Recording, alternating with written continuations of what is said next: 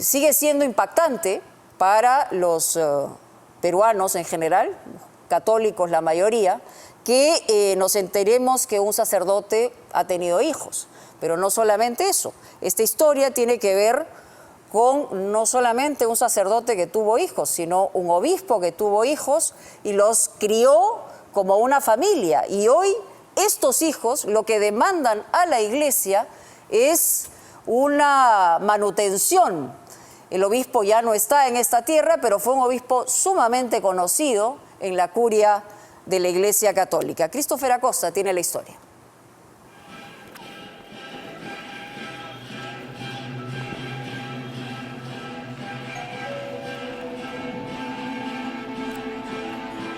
Quería saber la respuesta que mandé el 23 del mes pasado. En la Nunciatura Apostólica, el mismo recinto que albergó al Papa Francisco durante su visita a Lima, un pedido tramitado por estos dos jóvenes ha desafiado toda la lógica y las bases más conservadoras de la Iglesia Católica.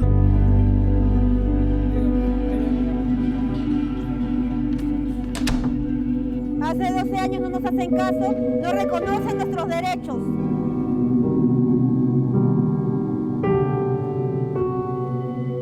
Nosotros somos los hijos de un alto obispo de Lima. La Iglesia sabe quiénes somos, pero sin embargo durante años nos han cerrado las puertas y nos niegan todo tipo de derechos.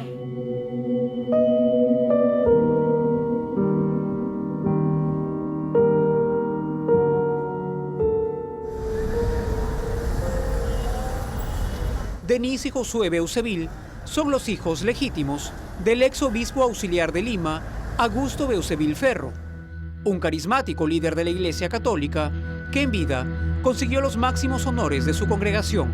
Yo me siento orgulloso porque inclusive hasta fui acólito de él en muchas de sus misas allá en Tumbes, ¿no? Y acá en Lima también, ¿no? Y ya siempre me he sentido orgulloso y ahora quiero compartir con todos este reconocimiento, ¿no? Y la comunión del Espíritu Santo esté con todos ustedes. Como obispo, Beuzeville dedicó 30 años de trabajo a esta institución, lo que ha llevado a estos jóvenes a tramitar un pedido inusual, pero no por ello absurdo. Reclaman, como herederos, que la Iglesia reconozca una compensación por el tiempo de servicio de su padre.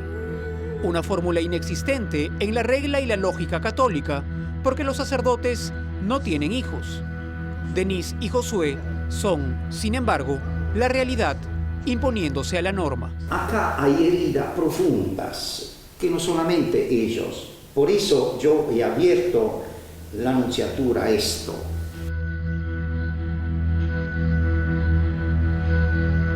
...1990... Mientras en Roma el obispo César Augusto Beuzeville se reunía con Juan Pablo II, en Tumbes, Perú, una niña de 5 años y otro de apenas 1 no sabían que papá visitaba al Papa. Lo sabrían después cuando su madre, Betty Esther Navarro, les contaría que el padrino de sus bautizos y ese entusiasta animador de fiestas infantiles era su padre y al mismo tiempo el padre al que todos seguían con devoción en la iglesia. Pero esta no es una historia de paternidad no reconocida. Como decir que un cura que en el momento de su muerte se arrepiente y reconoce a sus hijos. No, él siempre ha tenido nos ha dividido el trabajo y sus hijos, un 50-50. La vida familiar de los Beuzeville Navarro ha sido documentada en decenas de fotos y videos que el mismo ex obispo hacía registrar, quizá presagiando que en algún momento las imágenes no solo servirían como recuerdo, sino como evidencia. Ha sido un buen padre, nos llevaba a la playa, se dedicaba a nosotros, participaba en nuestras fiestas de cumpleaños, llevaba a las mascotas al veterinario junto con nosotros.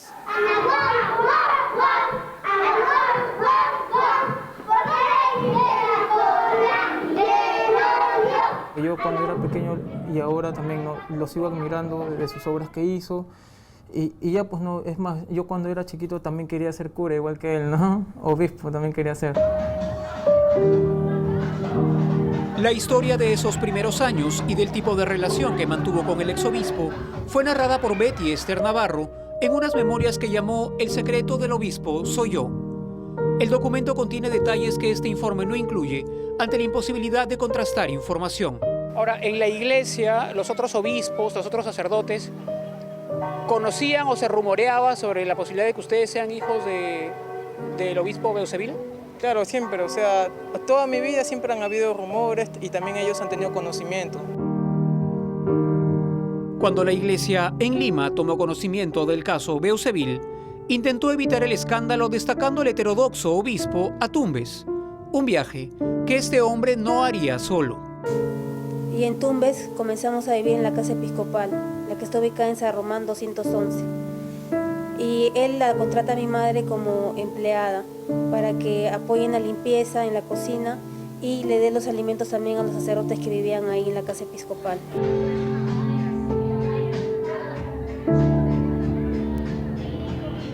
Este es el contrato de trabajo por 600 soles mensuales, firmado por Betty Navarro y el obispo por esos trabajos.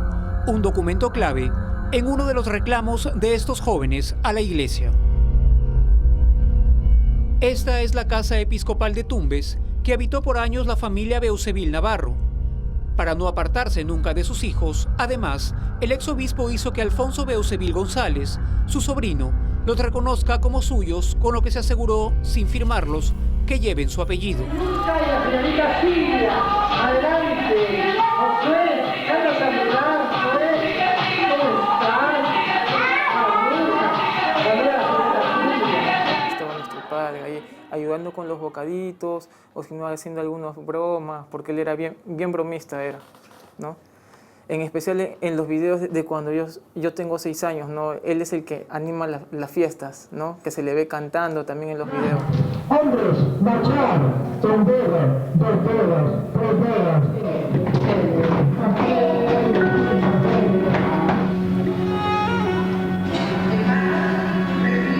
Años después, Denis Beuzeville cumplía 15 años y allí tampoco podía faltar su padre. Luego de la misa que se celebró, con su familia en pleno, en primera fila, vendría a la fiesta. Estaba muy emocionado él y es una fiesta de 15 años, incluso me celebró la misa de 15 años y también bailó conmigo. Monseñor Augusto ahora va a bailar el vals de aniversario con su sobrina. Un aplauso.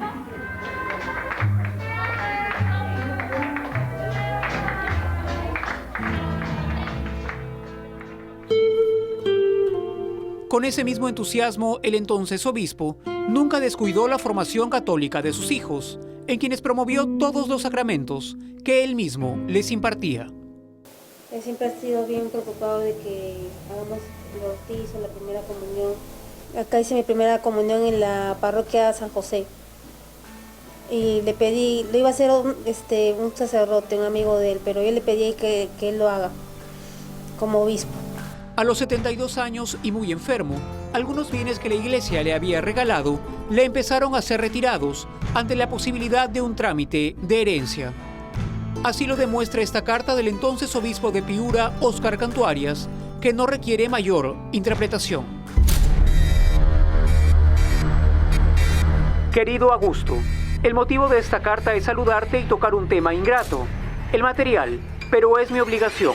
Mi intención era regalarte el carro, pero al pensar que alguno de tus parientes pueda aprovecharlo, te digo lo siguiente: úsalo, pero en el momento que ya no puedas manejar, te ruego me lo devuelvas.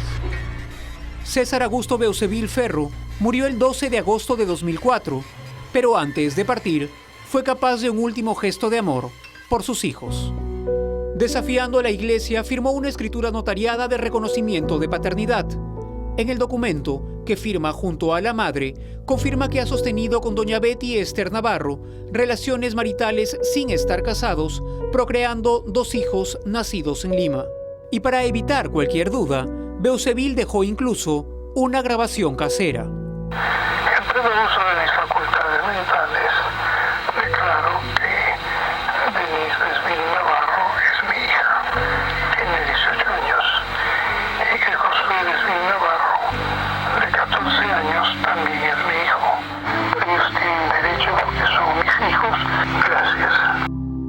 Renunciando a los honores de un entierro de obispo, A través de este manuscrito, Beuzeville, además, autorizó a su familia a disponer de su cuerpo. Los restos del obispo fueron cremados. Sus cenizas descansan en esta urna que los hermanos Beuzeville reposan sobre un altar levantado en el cuarto que alquilan. Nada sería igual después de la muerte del padre. Después que falleció nuestro padre, toda esa responsabilidad cayó en mi mamá, que era una persona discapacitada. Ella tuvo polio desde nacida, ¿no? Le dio esa enfermedad. Entonces, imagínense una persona discapacitada, ¿no? Sin el apoyo de nadie, ni de la iglesia, ni de su familia, saliendo adelante con sus 2 hijos, ¿no? Uno que aún estaba en el colegio. Entonces fue una carga muy grande para mi mamá. Estas imágenes fueron parte de un informe emitido por este canal en 2004. En él aparece la madre, acompañada de unos pequeños, Denise y Josué, contando el desamparo en el que vivían. Una situación que los empujó al comercio ambulatorio. Ser ambulante, Cristian, no es fácil. Te pegan, te hacen denuncias falsas. Todo eso hemos padecido. Pero mi mamá siempre ha sido luchadora. Nos golpeaban, nos pegaban y regresábamos al día siguiente. Tenemos que seguir, decía. Primero en 2004 y luego en 2006, Betty Navarro tramitó ante la iglesia algún tipo de compensación. Han pasado 12 años desde entonces en los que la iglesia guardó absoluto silencio. Silencio también habían guardado Denise y Josué hasta ahora. Me siento dolida, monseñor, es nuncio apostólico, porque mi madre ha muerto en absoluta miseria, sin riñones, con los catetes podridos. ¿A qué aprovechamiento hablan? ¿De qué ayuda dicen que el episcopado nos ha ayudado durante años? Entonces mi madre no se hubiera muerto así como ha muerto. Ha muerto por falta de dinero, en absoluta miseria. Betty Navarro murió en noviembre pasado a causa de una enfermedad renal. Murió en la miseria luego que la Municipalidad de Lima confiscara su puesto ambulante que ya había empezado a formalizar. Hoy, desafiantes como el padre y tenaces como la madre, Denise y Josué tramitan 2 solicitudes ante la Nunciatura Apostólica que representa a la Santa Sede en el Perú. Exigen que la Iglesia reconozca el trabajo impago de su madre por 6 años en la Casa Episcopal de Tumbes y hacen, además, una solicitud que ha retado la lógica y las convicciones católicas. Nosotros también estamos viendo eso, ¿no? Que al ser reconocidos por la Iglesia, que se nos reconozca también algún tipo de compensación por tanto tiempo de servicio que hizo mi padre en su labor pastoral en la Iglesia. Para la Iglesia no existe tal figura como la herencia o la transferencia de una pensión a descendientes de sacerdotes, porque por norma estos no tienen hijos. Pero Denise y Josué existen, son la realidad imponiéndose a la norma. Su sola existencia obliga a pensar por fuera de las convenciones. Son 30 años que ha aportado de su trabajo y ellos no tienen que ver tanto por el lado de que el sacerdote no puede tener hijos, sino que él ha sido un ciudadano que ha dado 30 años de servicio y están siendo injustos, pues están haciendo peor que un laico, porque no se están reconociendo. Punto Final acompañó a ambos jóvenes a conocer el estado de sus solicitudes y registró de la Iglesia 2 posiciones en apenas una misma hora.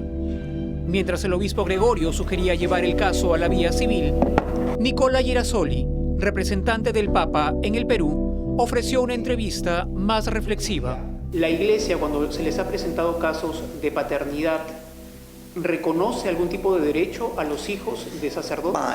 La congregación por el clero nos ha dado instrucciones muy precisas diciendo que cuando hay estos casos los sacerdotes involucrados se deben hacer cargo y deben, con un proceso de diálogo con el obispo, con la familia, tomar decisiones de no hacerle faltar al hijo o a la familia el soporte humano y material.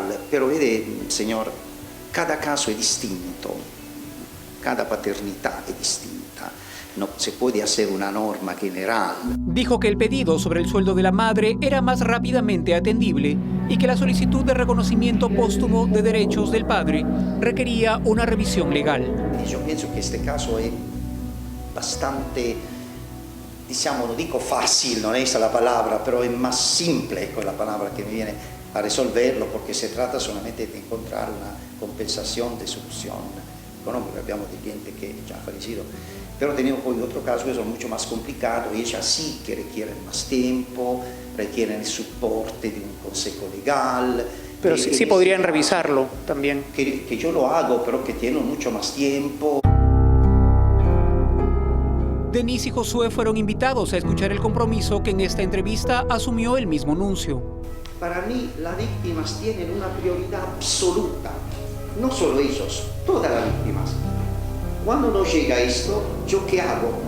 Estamos a 14 de febrero, estamos menos de un mes. Enseguida yo tengo un centro de escucha. El Papa me agradeció muchísimo por eso. Acá hay heridas profundas, que no solamente ellos. Por eso yo he abierto la nunciatura a esto. El obispo va a venir la semana que viene y le vamos a proponer una compensación.